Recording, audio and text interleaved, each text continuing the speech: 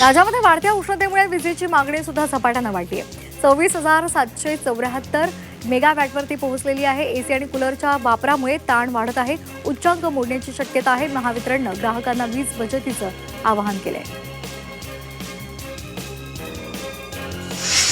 जादा वैधता प्रमाणपत्र न दिल्यामुळे पुणे महापालिकेमध्ये 3 लिपिकांची सेवा समाप्त झाली आहे. अतिरिक्त आयुक्त प्रजित नायर यांच्या आदेशानुसार ही कारवाई झाली आहे. संबंधित कर्मचाऱ्यांना वारंवार संधी देऊनही कागदपत्र सादर न केल्यामुळे निर्णय घेतलेला आहे. पुण्यातील वारजे परिसरामध्ये एका सोसायटीमध्ये स्टेशनरी दुकानाला आग लागली. या आगीमध्ये दुकानाचं मोठं नुकसान झालंय.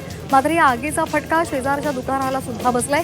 ही आग नेमकी कशामुळे लागली हे मात्र अद्याप समजू शकलेलं नाही. सिलेंडरचा स्फोट झाला तर बाजूला जागा देता का जरा मला.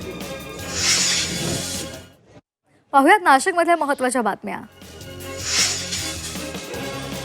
नाशिक शहरामध्ये तापमानाचा पारा 39 अंश सेल्सिअस पर्यंत गेलाय. यंदाच्या हंगामामधील आतापर्यंतचं हे उच्चांकी तापमान आहे. त्यामुळे तीव्र उष्णतेच्या लाटेमुळे नागरिक हैराण झाले. रात्रीही उकाडा कायम असल्यामुळे नाशिककरांना घामाच्या धारा वाहू लागल्यात.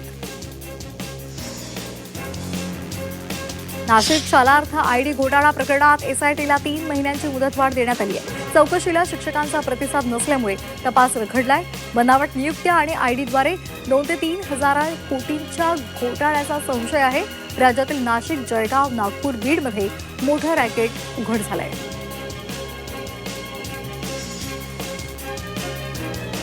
पाहूया छत्रपती संभाजीनगरमधल्या महत्त्वाच्या बातम्या. छत्रपती संभाजीनगर जिल्ह्यामध्ये गुन्हेगारीत वाढ होताना दिसते. एप्रिल महिन्यामध्ये 22 दिवसांमध्ये शहरामध्ये 30 चाकू हल्ले, 3 खून आणि गोळीबाराच्या 2 घटना समोर आल्यात. त्यामुळे स्ट्रीट क्राईम रोखण्यासाठी कार्ली पथकाची पुन्हा एकदा गरज असल्याचं मत मांडलं जात आहे. छत्रपती संभाजीनगर जिल्ह्यामध्ये बुकिंग करून गॅस सिलेंडर मिळवण्यासाठी 15 दिवस लागत आहेत. नवीन कनेक्शन देणं गेल्या काही दिवसांपासून बंद केलेलं आहे. तरी पुढील महिनाभर हीच परिस्थिती राहणार असल्याचं अधिकाऱ्यांनी सांगितलंय.